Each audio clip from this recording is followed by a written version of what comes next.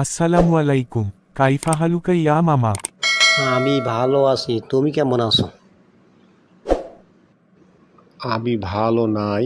আমার মনের মধ্যে অশান্তি। শান্তি নাই মামা, শান্তি নাই। কেন ভাগিনা? তোমার বউ কি তোমাকে মারছে? তা তোমার মনের মধ্যে অশান্তি? এই মামা, তুমি কি বললে?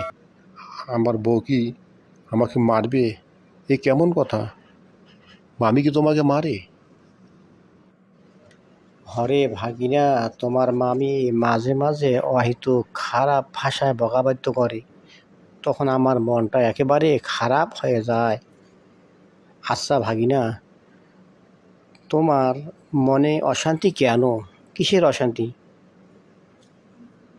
মামা তাহলে শোনো, এই যে ঈদের নামাজ পড়লাম কিন্তু শান্তি পাইলাম না মামা।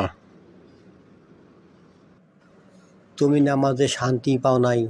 তোমার মনটা কোথায় গিয়েছিল? আমি তো নামাজে অনেক শান্তি পাইলাম।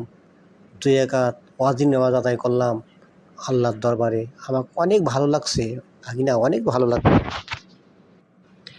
মামা আপনারা ২ রাকাত নামাজ আদায় করলেন ওয়াজিব ৬ তাকবীরের সহিত, আর আমি আদায় করলাম সুন্নতে মুআক্কাদা নামাজ ১২ তাকবীরের সহিত। ভেজাল তো এই জায়গায় মামা। এই জন্য আমার মধ্যে অশান্তি অশান্তি। ভাগিনা তুমি চুপ থাকো। আমরা ২ রাকাত নামাজ আদায় করেছি। আল্লাহর নিয়তের কাঙ্গাল।